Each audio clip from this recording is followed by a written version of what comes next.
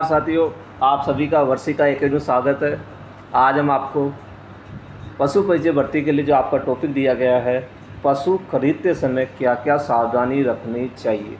ठीक है साथियों, सावधानियों के ऊपर हम बात करेंगे। जब कोई भी पशु खरीदता है तो क्या क्या सावधानी रखनी होगी।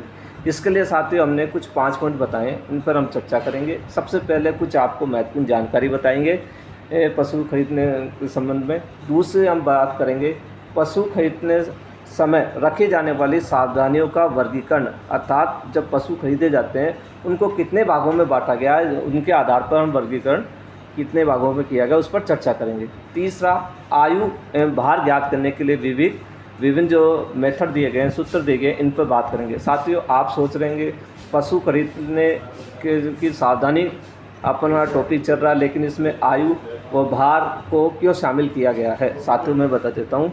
पशु खरीदने का जो साधनों को वर्गीकरण किया गया, उसमें फर्स्ट है उसके बाहरी वातावरण को देख करके। उस बाहरी वातावरण में आयु और भार शामिल है। अतः यह ध्यान रखना साथियों, आयु और भार ये वाला पॉइंट वेरी इम्पोर्टेंट है। इसमें से कम 2 MCQ आपके आएंगे। कितने आएंगे?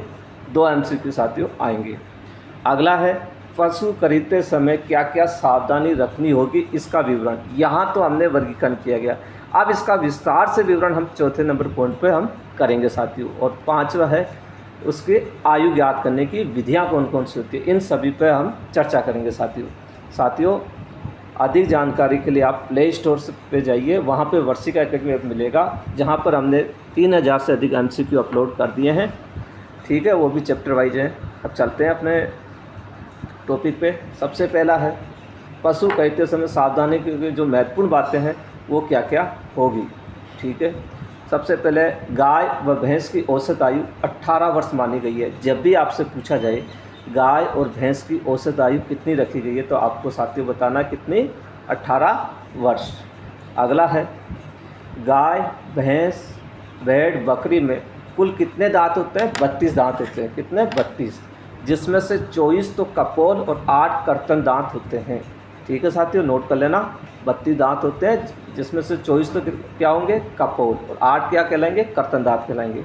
ठीक है, इनका आगे हम विस्तार से वर्णन करेंगे। ठीक है साथियों।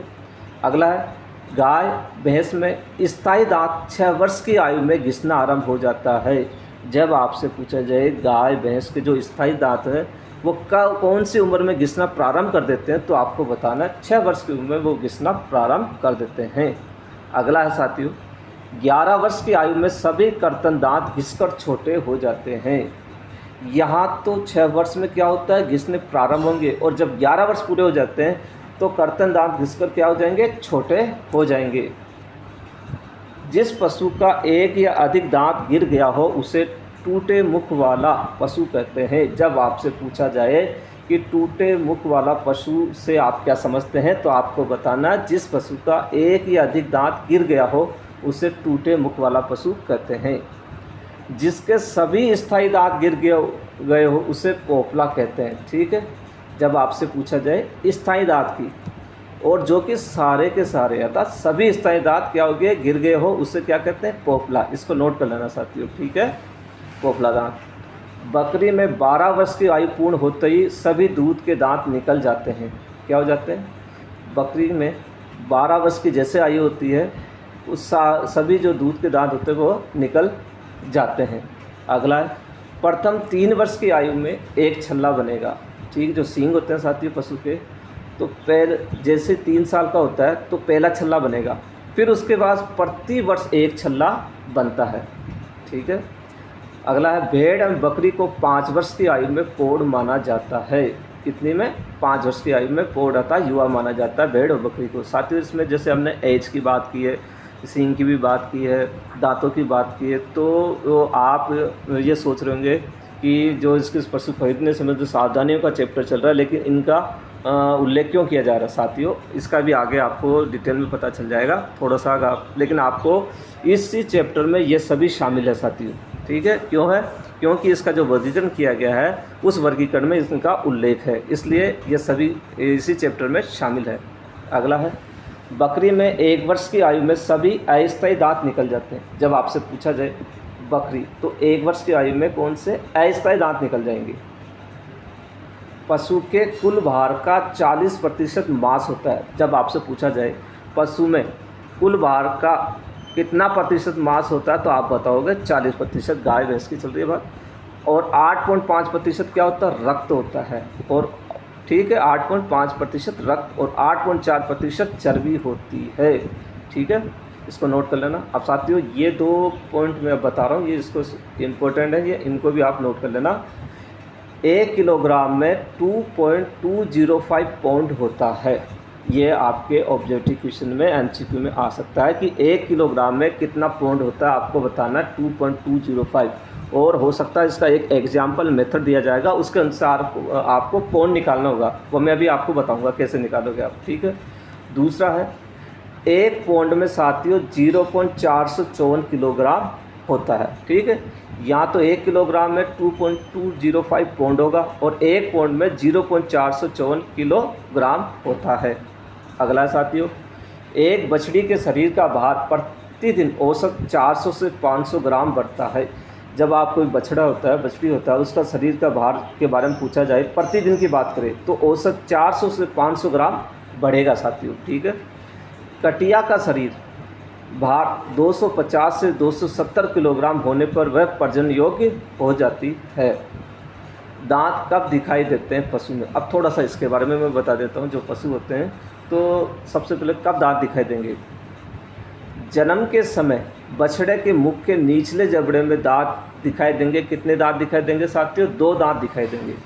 जब जन्म होता है तो बछड़े के मुख के निचले जबड़े में 2 दांत दिखाई देते हैं। जन्म के 1 माह के अंदर काटने वाले, जिसको कहा जाता है अस्थायी या इंसाइजर दांत भी कहते हैं, कितने दिखेंगे आपको, 8 दांत दिखाई देंगे।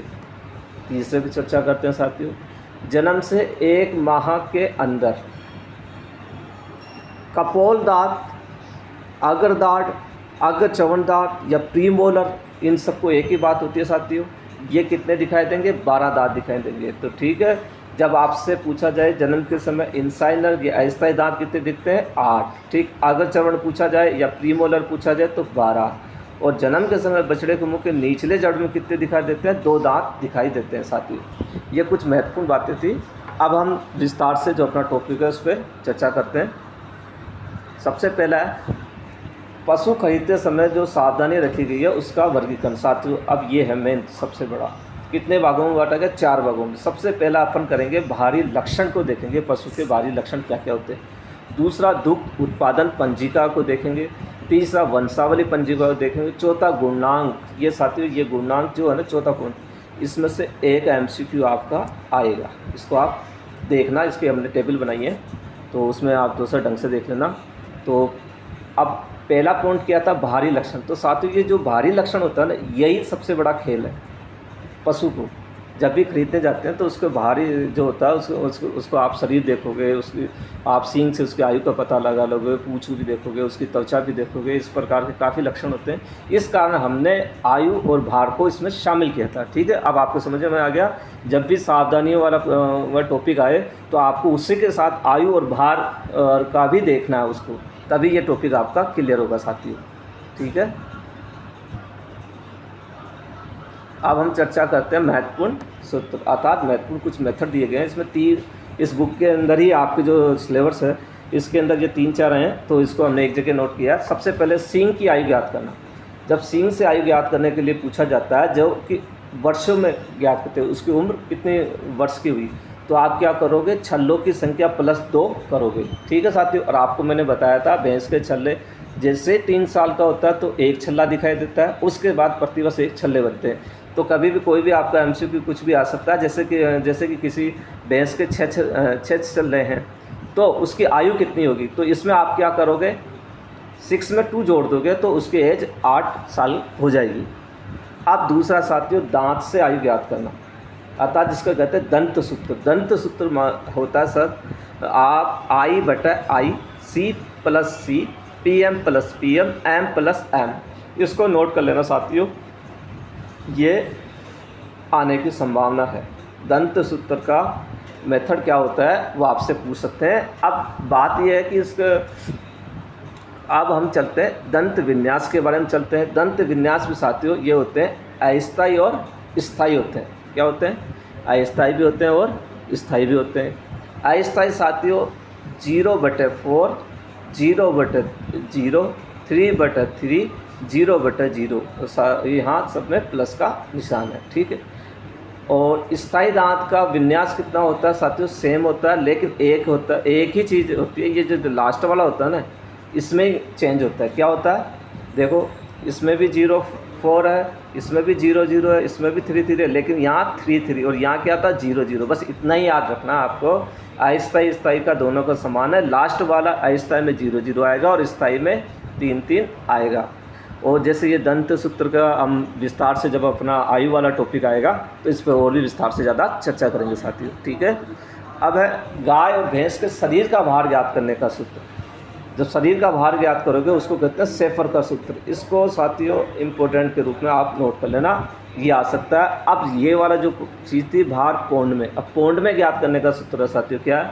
लंबाई इंच में इंटू सीने का गहरा इंच में और 2², ठीक, और 300/300। ये ध्यान रखना, लंबाई इंच में इंटू सीने के गहरा इंच में, ये स्क्वायर हो जाएगा बटा 300। कहने का मतलब जब भी सीने के गहरा इंच में दिया गया हो उस वाली संख्या को आपको 2 बार इसमें मल्टीप्लाई करना, लिखना है। अभी मैं आपको एक एग्जाम्पल भी दूंगा, समझ में आ जाएगा। आप इसमें नोट पर भी कीजिए साथियों। जब किलोग्राम में करना हो, यहाँ पौंड की बात कर रहे थे, जब ये पूछे जाए पशु का भार किलोग्राम में करना हो तो जो पौंड आए उसमें आप 2.205 का भाग देंगे। कितने का? 2.205 का भाग देंगे। और मैंने पहले बताया था 1 किलोग्राम में 2.205 पौंड होता है और 1 पौंड में 0.454 किलोग्राम होता है। अब मैं एक उदाहरण, एक एग्जाम्पल का, किसके एग्जाम्पल का ले रहे हैं? गाय और भैंस का जो शरीर का भार और शेफर सूत्र से ज्ञात करने के लिए आए तो आपको एक एग्जाम्पल दिया जा सकता है। माना, इस एग्जाम्पल को आप इसको नोट कर लेना, ये इम्पोर्टेंट है। इस प्रकार से एक एमसीक्यू आपके आएगा। माना एक दुधारू गाय के सीने का घेरा 50 इंच, कितना इंच है? 50 इंच का, और शरीर की लंबाई कितनी है? 78 इंच है। तो गाय का भार शेफर सूत्र से ज्ञात कीजिए। तो साथियों अपन ने अपना जो सूत्र क्या था? अपना सूत्र था कि लंबाई इंच में इंटू सीने का घेरा इंच में। तो साथियों इसको इस प्रकार से, इसके अंदर साथियों लंबाई कितनी दी गई? 78, और सीने का घेरा कितना दे गया? 50। तो अपन ने कहा 78, 50 × 50। इस प्रकार से आपको डिवाइड करके 300 को डिवाइड करोगे तो आपको 650 आ जाएंगे। ठीक है। अब लेकिन ये तो साथियों है पौंड में, लेकिन जब इसी को ये कह दिया जाए कि इस पौंड को आप किलोग्राम में चेंज करें तो आपको क्या करना है? इसमें 2.205 का भाग देना है, तो ये किलोग्राम में निकल जाएगा। अब आ गया आपको समझ में? अब चलते हैं साथियों, पशु खरीदते समय जो सावधानियां होती है ना, उसका विवरण पे अपन करेंगे। एक के साथ उनकी पूरी विशेषता पर चलेंगे अपन, क्या क्या है। तो पहले में आपको चर्चा हो चुकी है कि इसको 4 भागों में बांटा गया है। इसके बाहरी लक्षण देख के अपन खरीदते समय बाहरी लक्षण देखेंगे, उसके दुग्ध उत्पादन पंजिका को देखेंगे, वंशावली पंजिका को देखेंगे और गुणांक देखेंगे साथियों। तो एक के फिर चर्चा करते हैं। सबसे पहला बाहरी लक्षण। बाहरी लक्षण में साथियों अब वैसे भी जनरल आप लगा सकते हैं, जैसे उसके स्वरूप को देखेंगे, उसके स्वभाव को, उसकी आकृति को, सिर को, त्वचा, गर्दन, पीठ, कमर, छाती, पुट्ठे, जगनास्थि, पसलिया, पूंछ, अयन, थन, दुग्ध, सिराएँ, दुग्ध, कोप, आयु, बाहर, ये सभी चीज़ें क्या बाहरी लक्षण में आ गए साथियों, है ना। जो पशु बाहर से जो दिखता है उसके अनुसार भी अपन उसको खरीदेंगे। दूसरी चीज़ पॉइंट होता है दुग्ध उत्पादन पंजिका। ये एक दुग्ध उत्पादन पंजिका होती है। इसमें पहले एवं वर्तमान में जब पशु ब्याती है तो उसका पूरा विवरण होता है। जब आप पशु खरीदने जाते हैं तो बहुत से लोग क्या करते हैं, जैसे कि वो ये रखते हैं कि जब पहली बार ब्याती तो कितना दूध देती है और वर्तमान में कितना ब्याह रही है। तो इससे अपन ये पता लगा सकते हैं कि एक पशु ये कितना दूध दे सकती है। ठीक है। तीसरा है वंशावली पंजिका। वंशावली पंजिका मतलब इसके वंश की पंजिका। पशु के पूर्वज जो होते हैं जैसे माता पिता, दादा दादी, नानी का पूर्ण विवरण होता है। इसमें ब्याज की जब भी जितनी बार ये ब्याती है उसकी संख्या होगी, बच्चों की संख्या आ जाती है, उनका स्वास्थ्य आ जाएगा और जन्म मृत्यु का पूरा लेखा जोखा आएगा। वो भी देख सकते हैं हम पशु खरीदने से पहले। ठीक है। अब साथियों इम्पोर्टेंट है ये गुणांक तालिका, ये इम्पोर्टेंट के रूप में साथियों इसको आप नोट कर लेना, इसमें से हो सकता है एक एमसीक्यू बन जाए। अब गुणांक तालिका को दो भागों में बांटा है अपन, गाय भैंस की अलग है और बैल की अलग है।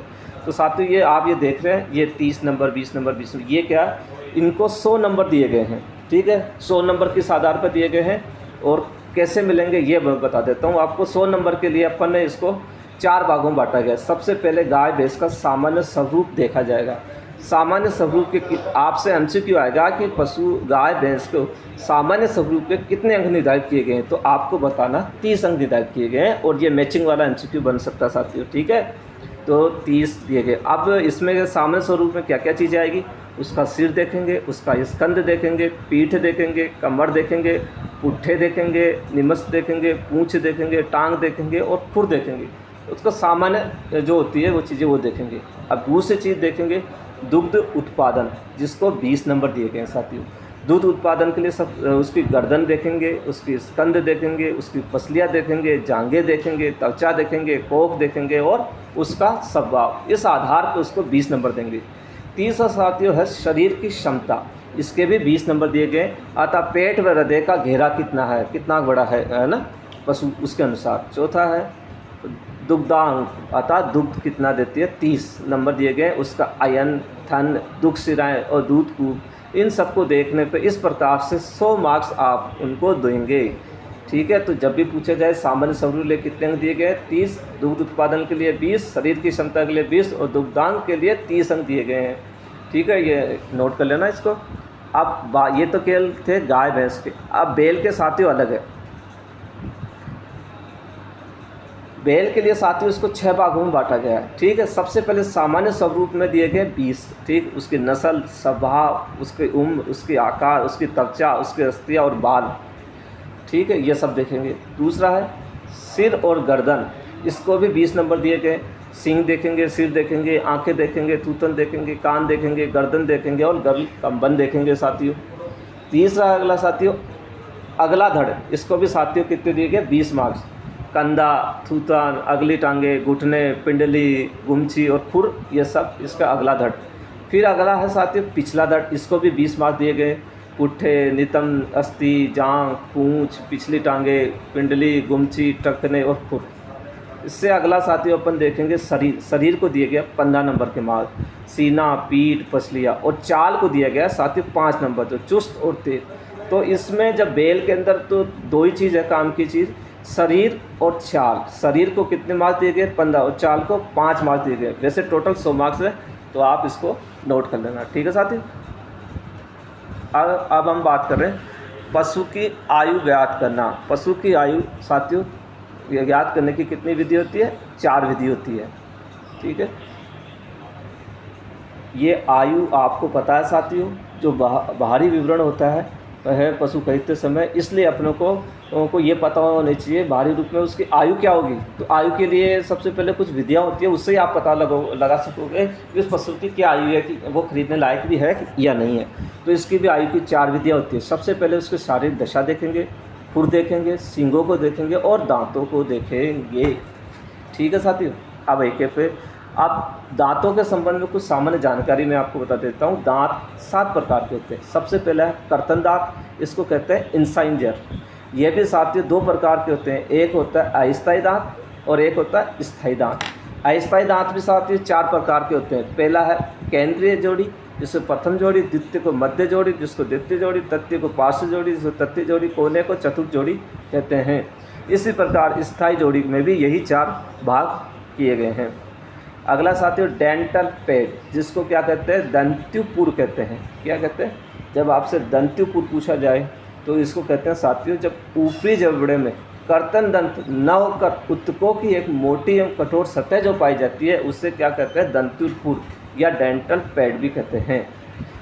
तीसरा साथियों कपोल या अग्रदाढ़। साथियों अग्रदाढ़ को कहते हैं प्रीमोलर कहते हैं। क्या कहते हैं, प्रीमोलर कहेंगे, और दाढ़ को साथियों कहेंगे मोलर कहेंगे। क्या कहेंगे, मोलर। कील दांत को क्या कहते हैं, कैनाइन भी कहेंगे। 5वां साथियों अस्थायी अथवा दूध के दांत। अस्थायी दांत को साथियों क्या कहा जाता है, दूध के दांत भी कहते हैं। क्या कहते हैं, दूध के दांत भी कहते हैं। अस्थायी दांत जनन के समय या जनन के 1 माह के अंदर निकल जाते हैं। कब अस्थायी दांत कब निकलते हैं? जन्म के समय ही आ जाएंगे या जन्म के 1 माह के अंदर पशु के आने लग जाते हैं। दूसरी चीज़ है साथियों, स्थायी दांत।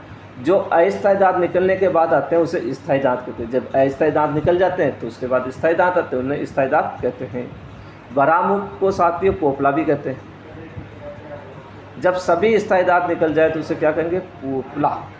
और टूटा मुख, जब 1 या 1 से अधिक स्थायी दांत गिर जाए। टूटा मुख क्या होता है? 1 या 1 से अधिक स्थायी दांत गिर जाए। काफ़ी देख लेना। बरामुख को पोपला भी कहते हैं। जब सभी स्थायी दांत निकल जाए तो उसे कहेंगे बरामुख पोपला। टूटा मुख 1 या 1 से अधिक स्थायी दांत गिर जाए, ठीक, या तो 1 गिर गया और 1 से अधिक गिर गए हो, उसे टूटा मुख कहेंगे। कौन से दांत? स्थायी दांत। अब इन पर विस्तार से हम चर्चा करेंगे साथियों। जैसे आयु ज्ञात करने की हमने ऊपर बताइए 4 विधियाँ। सबसे पहले शारीरिक दशा देखकर, तो इसमें भी साथियों उसकी आकार, आंखें, त्वचा, पीठ, अयन और थन इत्यादि को देख के आप उसकी आयु ज्ञात कर सकते हैं। दूसरा, खुर देख करके, खुर कैसे अब साथियों हो सकता है खुर की जगह हुफ आ जाए। खुर को क्या कहते हैं साथियों? हुफ कहते हैं। ये छोटे और चमकदार होते हैं, तो हुफ आप याद रखना, खुर को हुफ कहते हैं। तीसरा, सींग। सींग को साथियों क्या कहते हैं? हॉर्न कहते हैं, ठीक। प्रथम, मैंने पहले भी बता दिया, प्रथम बार 3 वर्ष की उम्र में एक छल्ला बनता है और प्रति वर्ष एक छल्ला बनेगा। और सींग ज्ञात करने का सूत्र क्या होता है? छल्लों की संख्या +2 होता है। अब दांतों को देखकर साथियों, अब हम एक एक दांतों के विस्तार से करेंगे वर्णन। सबसे पहले है कर्तन दांत। कर्तन दांत को साथियों क्या कहते हैं? इंसाइजर कहते हैं। ये सामने वाले होंठ से ढके हुए होंगे। ये गाय, भैंस, भेड़, बकरी के निचले जबड़े में पाए जाते हैं। इनकी कुल संख्या 8 होती है। इनको काटने वाले दांत भी कहते हैं। कर्तन अर्थात काटने वाले, ठीक। अब हो सकता है कर्तन दांत नहीं लिख करके साथियों केवल आपसे ये पूछा जाए इंसाइजर दांत किसे कहते हैं, तो आपको ये बताना है। ये भी 4 प्रकार के होते हैं। अब साथियों इसमें भी जैसे कि आपको केंद्रीय जोड़ी पता है, प्रथम जोड़ी पता है, लेकिन इंग्लिश में आ सकता है सेंट्रल जोड़ी, मिडिल जोड़ी, लेटरल जोड़ी और कॉर्नर जोड़ी। ये 4 होती है, ठीक है। केंद्रीय, मध्य, पार्श्व और कोना। तो पार्श्व को तत्व भी कहते हैं और लेटरल भी कहते हैं, तो ठीक है। तो ये वाली जोड़ी को थोड़ा सा आप देख लेना, तीसरी को और चौथी जोड़ी को। अब साथियों अब हम चलते हैं गाय और जो भैंस होते हैं उसमें कर्तन दांत के प्रकार। यहाँ कर्तन दांत आपको बताए गए 4 होते हैं। प्रथम जोड़ी, द्वितीय जोड़ी, तृतीय जोड़ी, चतुर्थ जोड़ी, ठीक है। उसको सेंट्रल भी कहते हैं, मिडिल भी कहते हैं, लेटरल भी कहते हैं और कॉर्नर भी कहते हैं। अब साथियों अब हम बात करेंगे कि गाय भैंस के दांत निकालने की आयु कितनी होती है और घिसने की आयु, दांत निकलने की आयु। जब दांत बाहर निकलने लग जाते हैं तो साथियों एक तो होता है अस्थायी दांत और एक होता है स्थायी दांत। प्रथम जोड़ी की बात कर रहे हैं, ये अस्थायी दांत 1 सप्ताह में निकल जाता है, ठीक। द्वितीय जोड़ी 2 सप्ताह में निकलेगा, तृतीय जोड़ी 3, चतुर्थ जोड़ी 4 सप्ताह में, 1, 2, 3, 4। अब बात कर रहे हैं स्थायी दांत की। ये निकलेंगे साथियों 2 से 2.5 वर्ष में, ये 2.5 से 3 वर्ष में, ये 3 से 3.5 वर्ष में और ये 4 से 4.5 वर्ष में, ठीक है। 2 से 2.5, ठीक है। और फिर 2.5 से 3, 3 से 3.5, 4 से 4.5, ये स्थायी दांत होते हैं जो निकलने लग जाते हैं। अब बात करेंगे अपन घिसने की बात करेंगे। तो घिसने के साथियों प्रथम जोड़ी जो होती है वह अस्थायी दांत की 10 माह में घिसने लग जाएंगे। दूसरी जोड़ी 15 माह में घिसने लग जाएगी। तीसरी जोड़ी 18 माह में हो जाएगी और चौथी जोड़ी 21 माह में हो जाएगी, ठीक है। और इसी प्रकार से स्थायी दांत की करेंगे तो ये 6, 7, 8 और 10, इस प्रकार से 6 वर्ष में, 7 वर्ष में, 8 वर्ष में, 10 वर्ष में इनके स्थायी दांत घिसने लग जाते हैं पशु के, ठीक है। ये अलग अलग जोड़ियों का है। अब भेड़ की बात करते हैं साथियों। भेड़ में भी 4 जोड़ी होती है, लेकिन अब इनके स्थायी दांत निकलने की आयु होती है भेड़ में अलग होती है साथियों। भेड़ में क्या होता है कि प्रथम जोड़ी निकलेगी 14 से 20 माह के अंदर निकलेगी। द्वितीय जोड़ी निकलेगी 21 से 25 माह में। तृतीय जोड़ी निकलेगी 26 से 30 माह में। चतुर्थ जोड़ी निकलेगी 30 से 36 माह में साथियों। अब करते हैं अस्थायी दांत की बात। अस्थायी दांत साथियों भेड़ की बात चल रहा है। 0 से 2 जोड़ी अस्थायी दांत पैदा होने पर निकल जाते हैं और सभी अस्थायी दांत बाहर निकल जाते हैं 6 से 10 माह में बाहर निकल जाएंगे। भेड़ में 6 से 10 माह में अस्थायी दांत बाहर निकल जाते हैं।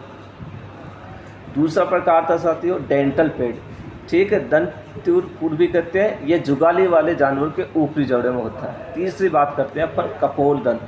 कपोल दंत भी कहते हैं, अग्रदाढ़ भी कहते हैं, अग्रचवण भी कहते हैं, प्रीमोलर भी कहते हैं, एम दाढ़ को मोलर भी कहते हैं। इस प्रकार अब इस पर चर्चा करेंगे। दोनों जबड़ों में 6 दाढ़ के दांत पाए जाते हैं, जिसमें कपोल कहते हैं। इनकी कुल संख्या कितनी होती है साथियों? 24 होती है। पहले 3 दाढ़ों को, जो पहले 3 पाए जाते हैं, उसको अग्रदाढ़ या अग्रचवण या प्रीमोलर एक ही बात कहते हैं। इनकी कुल संख्या कितनी होती है साथियों? 12 होती है। पिछले 3 दाढ़ों को साथियों चवण कहते हैं या दाढ़ कहते हैं या मोलर कहते हैं। इनकी कुल संख्या कितनी होती है साथियों? 12 होती है। ठीक है, ये तीनों एक ही चीज़ होती है साथियों, चवण, दाढ़ या मोलर। ठीक है, ऐसे ही इसमें अग्रदाढ़, अग्रचवण, प्रीमोलर, ये तीनों एक ही बात है। दोनों की संख्या 12-12 होती है और टोटल 24 होगी। अगला है कील दंत। कील दंत को साथियों कहते हैं कैनाइन। क्या कहा जाता है? कैनाइन। ये गाय, भैंस, भेड़ और बकरी में नहीं होते साथियों, इसको नोट कर लो, ये इंपॉर्टेंट पॉइंट है। ये पूछा जा सकता है कील दंत या कैनाइल किस में तो नहीं पाया जाता, किस में पाया जाता है? तो साथियों यहाँ नहीं होता, कहाँ नहीं होता? कील दंत गाय में भी नहीं होगा, भैंस में भी नहीं होगा, भेड़ में भी नहीं होगा, बकरी में भी नहीं होगा। और किस में होगा? ये साथियों जब आपसे सुअर, घोड़ा, कुत्ता और बिल्ली दिया जाए ऑप्शन में, तो इनमें होता है। अगला है दोनों जबड़ों में कोने वाले कर्तन दांतों के पश्चात एक जोड़ी जो नुकीली पाई जाती है, उसे कील दंत कहते हैं। अग्रचवण दांतों से पहले एवं कर्तन दांतों के पश्चात एक कील दांत पाया जाता है। इनकी कुल कितनी संख्या होती है साथियों? 4 होती है।